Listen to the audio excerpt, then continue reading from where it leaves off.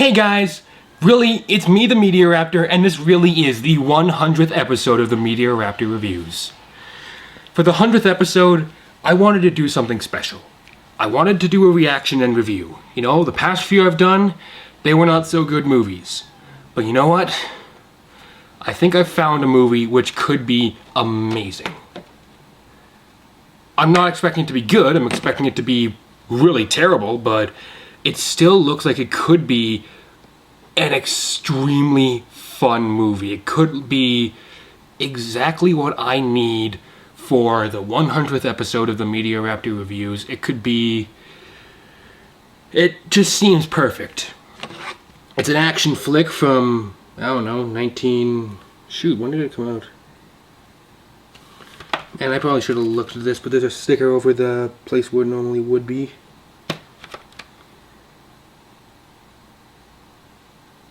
1997. That movie is Mortal Kombat. Yeah.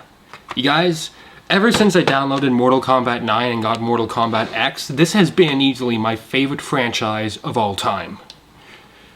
I love these games. The only franchise I think that would be better would be Assassin's Creed, but that's only because I've played it longer. You guys, the past few reaction and reviews I've done, got a Mountain Dew and I got my Mountain Dew mug here, so just don't mind me, I'm just getting ready.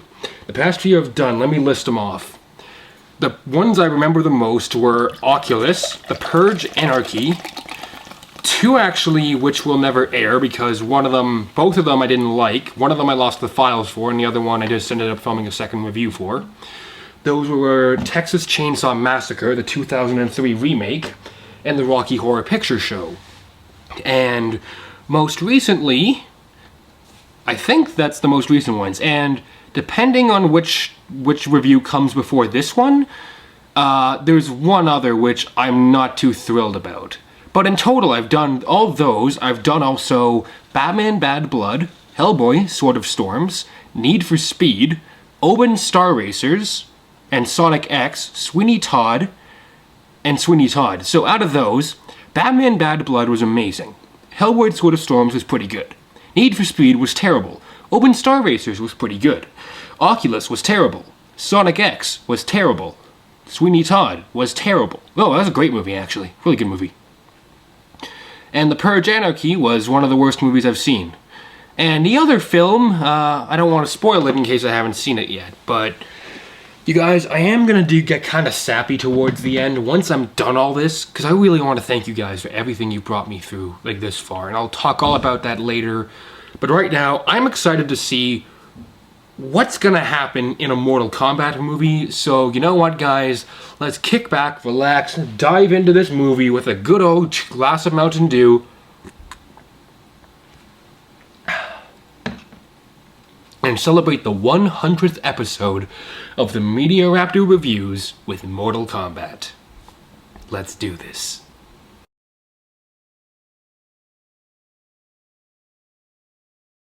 Do you guys hear this?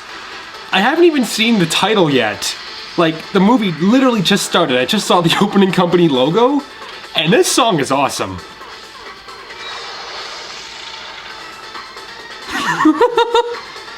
This is so fake looking.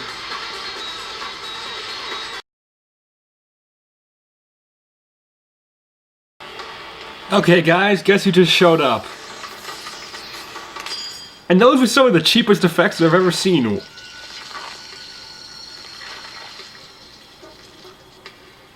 What? Since when did Scorpion's rope dart thing come out of his hand or be sentient?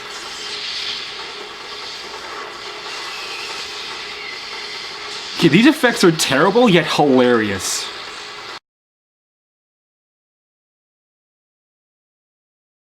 That was maybe the most anticlimactic fight scene I've ever seen. Hey, where are you going? It was pretty funny, but it was pretty anticlimactic. Don't you remember what Raven said?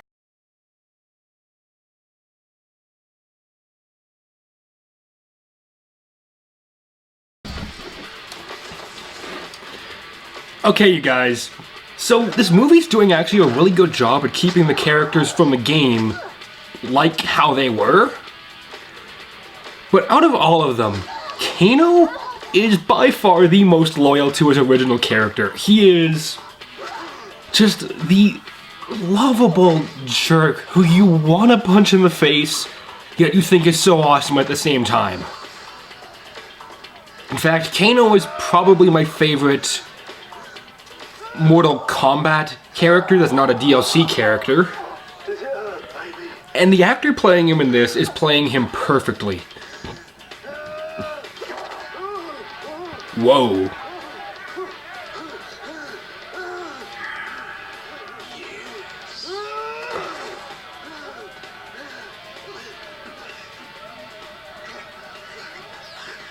Right, finish him. No, sir, no, don't. Oh, give me a break.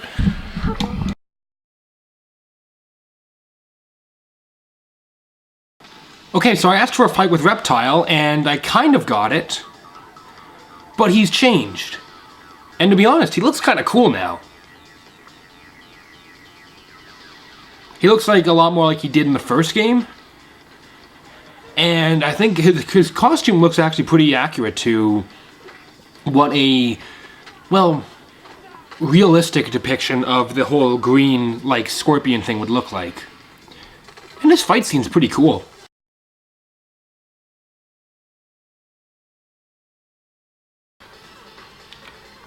Well, guys, that was Mortal Kombat. And if this is accurate, then we're gonna have 10 minutes of credits. At least to get to hear the song.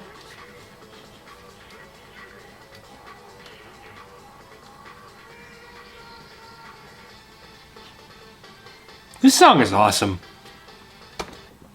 Let me get the disc out. So you guys, 100 episodes. It all built up to one thing. A reaction and review. And was it gonna be any good? Well, I've had only about 2 good reaction and reviews so far.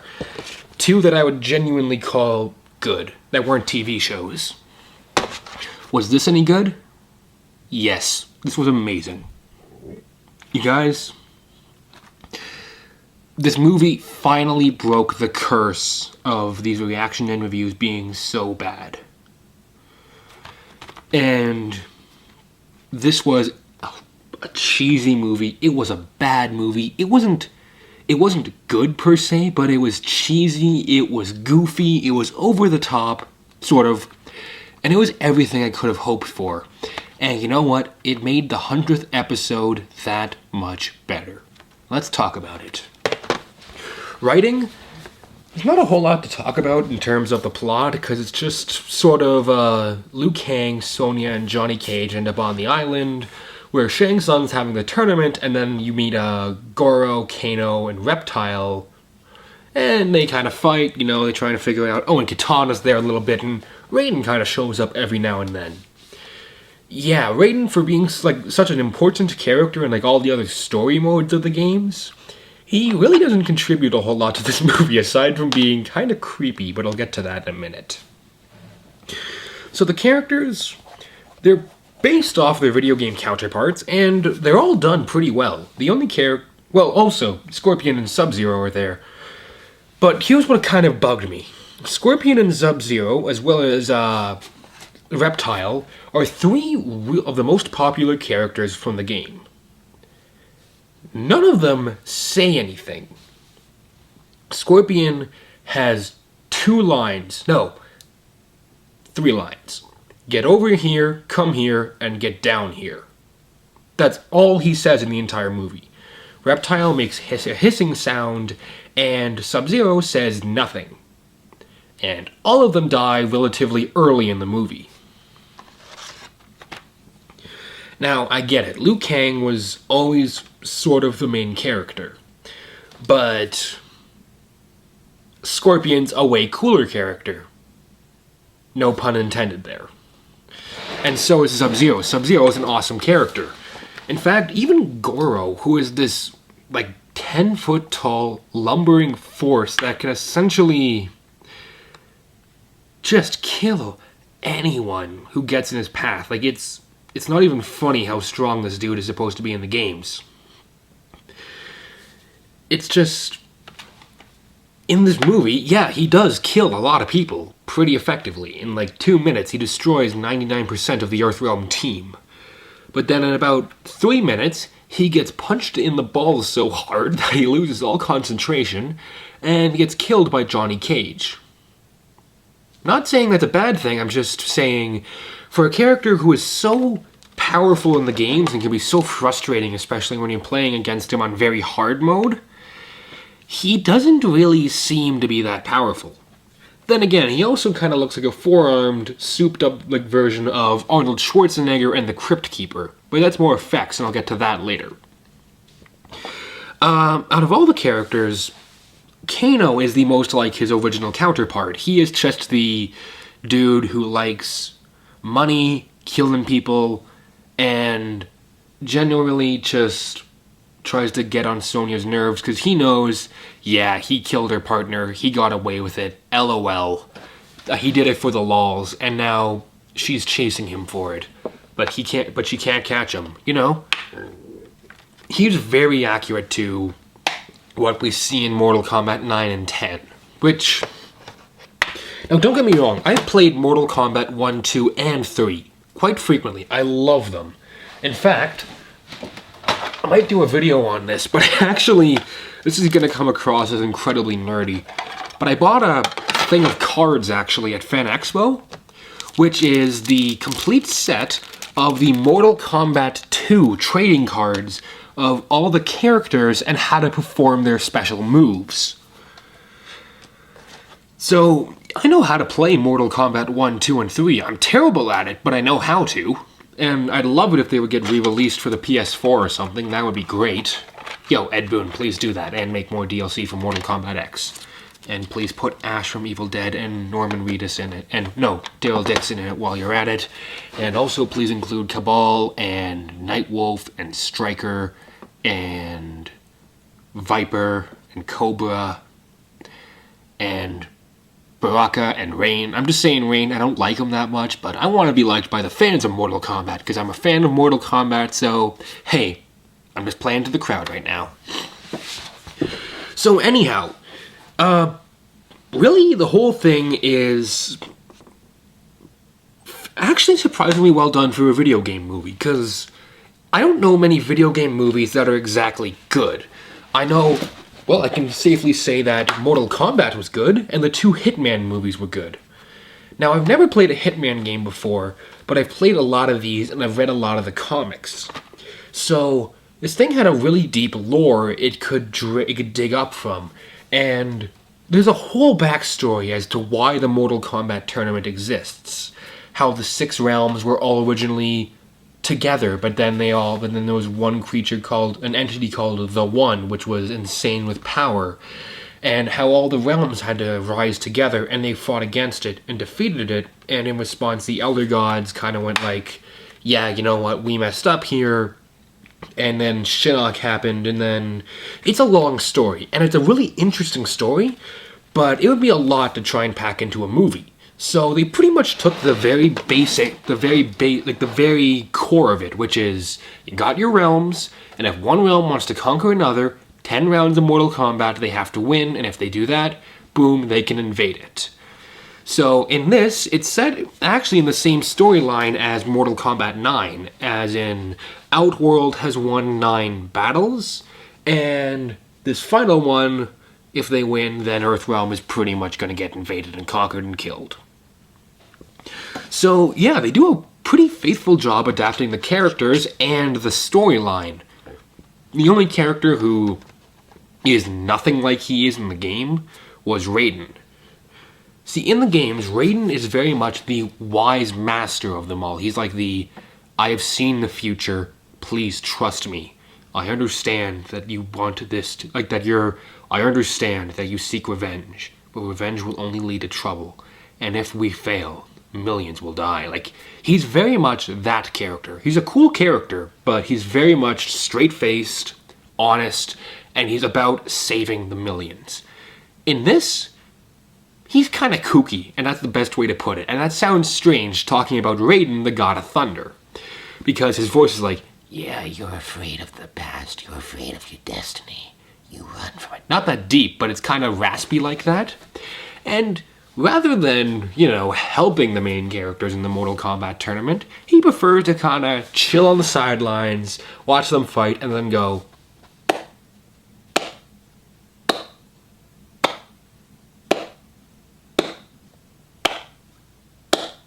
yeah. In fact, I only think Raiden ever uses his powers once, and that's when he attacks Sub-Zero and Scorpion when they first show up on the boat. Yeah, so really, the story's decent. The story is serviceable enough for a movie based off Mortal Kombat. And really, you don't need a big story in a movie. What you need is good action, and I'll get to that in a minute. But first, let's talk about the acting. Most of these actors do an amazing job. The people who played Johnny Cage, well, the main characters, Christopher Lambert, Talisa Soto, Bridget Wilson, Robin Shaw, and the others whose names I'm too lazy to read off the back here because those are the only 4 they put down, did a really good job actually playing their characters. Liu Kang is very much the, wait, what's going on? But he also still believes, sort of, in what he's been told. Johnny Cage is the whole total yeah, I'm a movie star. What's going on, man? This is weird. That people know and love. Sonya's the, okay, seriously, I'm here for Kano. What is going on this island? That the very serious character who isn't really my favorite. And then we have Kano, who is just the guy who is pretty much who's acting almost as if they cast Bruce Campbell as Kano, which would be amazing. If they make a new Mortal Kombat movie, I want to see Bruce Campbell as Kano, because he's hamming it up, he's being cheesy, but he's also doing the character justice. And then we have Shang Tsung, who's very much like the, I am the leader of Outworld, you will all respect me. Like the very trying to seem edgy bad guy while looking like a total goot doofus. And as for Scorpion, Sub-Zero, and Reptile, they don't really say anything, so I don't need to worry about them. And Goro's got kind of a strange voice. But more importantly is how they look. This thing was made in 1997, so the CG looks absolutely terrible. Like, the CG in this movie makes stuff like Sharktopus and Sharknado look good. In fact, this stuff kind of looks the same as what you would see in any Sci-Fi Channel movie. But the thing is, it works in a really backwards way. They don't rely on it heavily. They rely on it mostly for a few shots of when Sub-Zero freezes a dude, Scorpion has his little spear hand thing, and with Goro 90% of the time.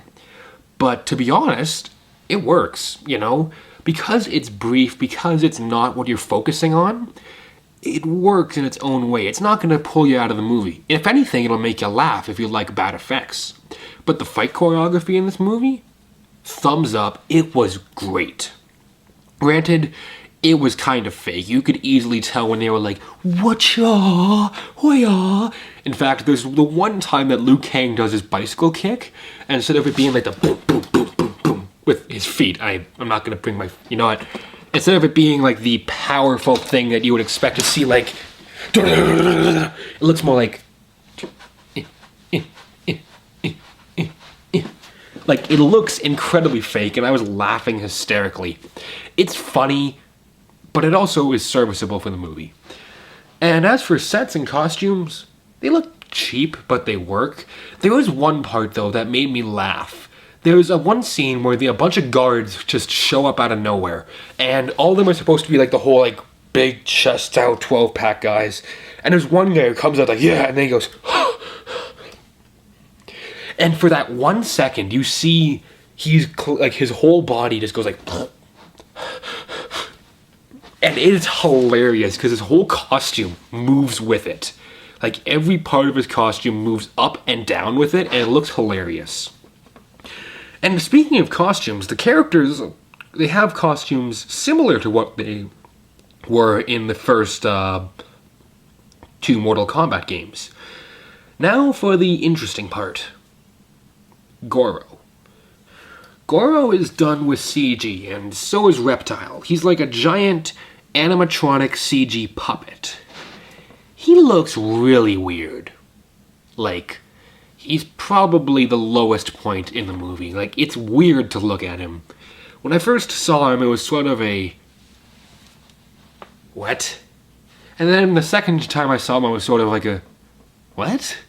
And then the third time I saw him, I was sort of like... that's stupid. So, yeah, Goro takes a little bit to get used to, but he's not in the movie for, like... he maybe has, like, 20 minutes in total, and he has a lot of short scenes more than a long, extended scene. And Reptile, he's probably the fakest looking CG character I've ever seen. Like, even the Asylum, they'd have to try to make a character look as bad as Reptile does in this movie. And all the CG for the other stuff, like Sub-Zero's whole Frost and Scorpion's Kiwane, I believe it's called, like the rope dart. You know, when you go like... whoops, I just threw that pencil by accident. The interesting thing is, in the comics and in the newer games, it's very clear it comes from here, like it's tucked away. In the movie, his hand opens. Let's say, just go with it. His hand opens. Let's say this is the dart, and it comes out, and it's a living, sentient being. And it looks pretty strange. But at the same time, it looks pretty cool, and I'd love to see a Mortal Kombat game where Scorpion has a thing where you can go like, get over here, and then it just starts flying around. You can like control it like a little RC character. And it would be hilarious if you just cut back to Scorpion like his iPod. He's like, okay, here we go. And up, no, okay, tree. Okay, we're good, and get him! Yes! Woo! And then he just sort of walks off, goes like, there's a Pikachu nearby. Get over here! Woo, I caught it! Wow, that was incredibly weird. But anyhow, so the effects are pretty cheap. The effects aren't exactly good, but they're sort of so bad they're good. They're not bad, they're bad good. They're not, you know what I mean. They're in the style of like a so bad that it's funny. One thing, though, that I'm surprised Scorpion didn't use was his swords, but maybe he became a swordsman later in the later games. I think that might have been like Deadly Alliance and stuff is when he first started being a swordsman. So, music? I already talked about the theme song, and they use it a bunch of times, and that theme song is awesome. In fact, it's so awesome, let's hear it again.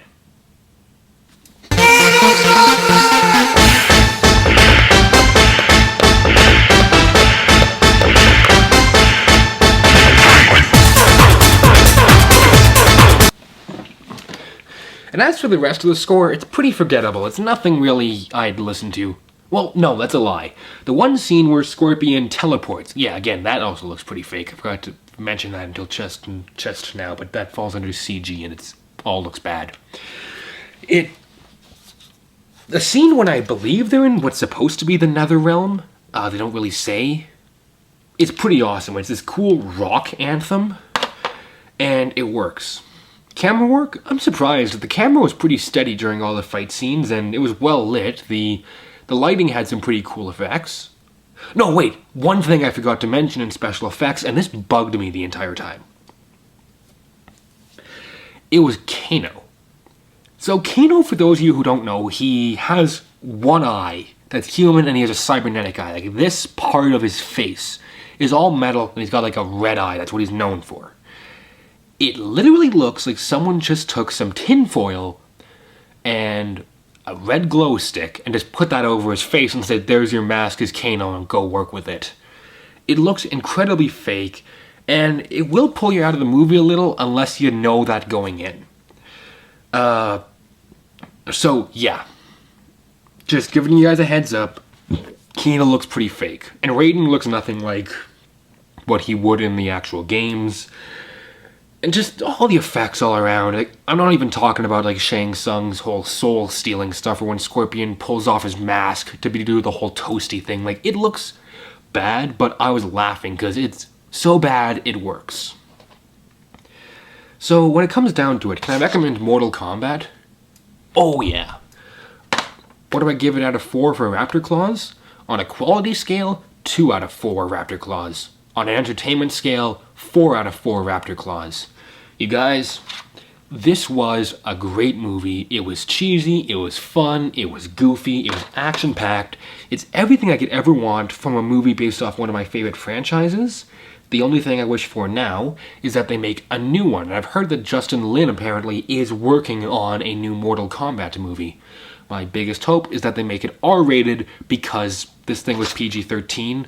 So there was a little bit of blood, but Mortal Kombat doesn't work when you try and censor it. That's when you get Mortal Kombat versus DC Universe, which, again, I kind of liked, but I can see why some people didn't. So, yeah, you guys, I loved this movie. I got it for 50 cents. I'm going to go out and buy it on Blu-ray. I know there is a sequel. There might be a reaction and review to the sequel.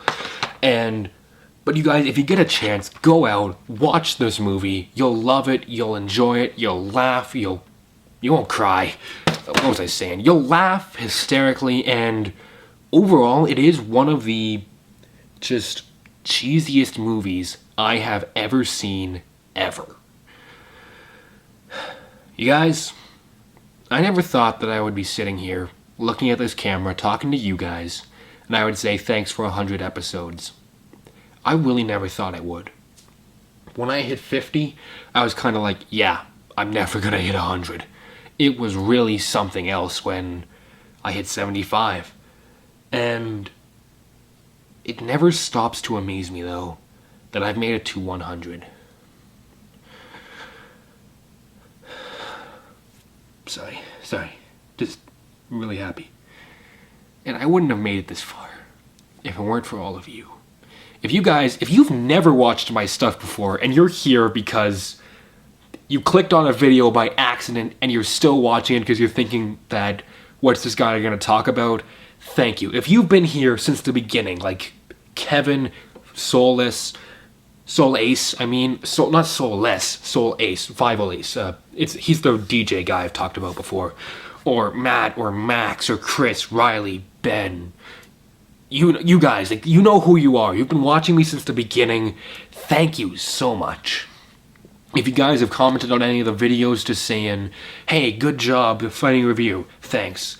To people like Blu-ray Dan, Emmer Prevost, Darkness the Curse, all those YouTubers or people who I've watched before I started or watched when I continued to do reviews, thank you for inspiring me. To all the film directors out there, Lloyd Kaufman, Anthony C. Ferrante, Justin Lin, who directed this thing? Paul Anderson, thank you for giving me movies which I can talk about. Thank you for giving me movies which I can laugh about. And thank you for giving me movies which I can share with people. But you know what? Above all those people, you know who I have to thank the most? You. Just do me a favor. Pause this video and look in a mirror. You back? Great. You know what I see? I see someone who has potential. I see someone who is an amazing person. I don't know who like half of you my subscribers are. And the sad thing is, I don't think I'll ever get to meet you. Because if I could, I'd love to meet every single one of you and thank you personally. But I can't. But you know what? I'm going to thank you right here, right now. Thanks to all of you for helping me get past 100 subscribers and 100 episodes. This means so much to me. And you guys may not, if this is your first time watching, like I said before, or your 100th time watching, thanks for sticking with me, guys. You guys are the main reason why I do this. When I started this, I literally started this because I wanted to prove something to someone. And after a while, I kind of felt like, why am I doing this? No one cares. And then some of you started going, hey, dude, your videos are funny. Good job. And I'm like, you know what? If at least one person out there watches these videos, if at least one person hits the like button, and you know what? If at least one person has hit that subscribe button, I feel like I've done a good job. And you know what? There's 105 people who have hit that subscribe button, and there's over at least 6,000 views in total on this channel. So you know what? I feel like I've done a damn well good enough job. And you know what, you guys? You guys are the greatest fans anyone could ever ask for. All of you are amazing. I love every single one of you. I wish I could thank you. But you guys, thank you so much for everything. Go watch this movie. It is amazing. As for me, I'm going to go get another Mountain Dew. I'm going to go play Mortal Kombat X. And you know what, you guys? I am going to celebrate because I have done what I never thought I could. So until next time, you guys, this is the Media Raptor saying keep cool, and I will see all you dino dudes around. You guys are awesome.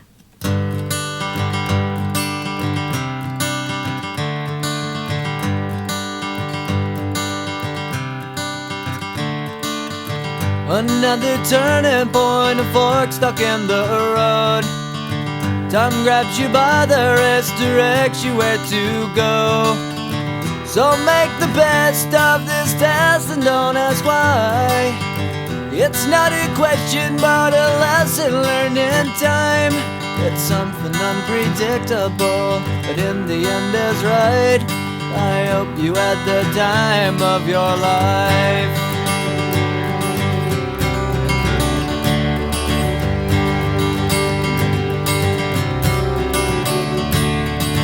So take the photographs and still frames in your mind, hanging on a shelf in good health and good time.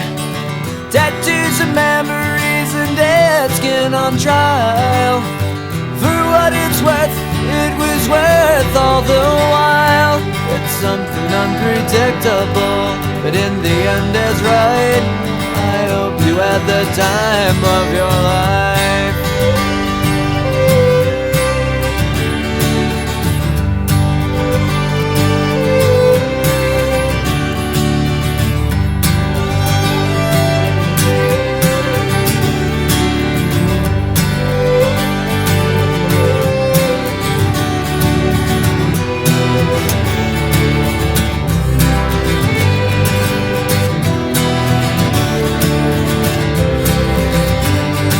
It's something unpredictable, but in the end it's right. I hope you had the time of your life.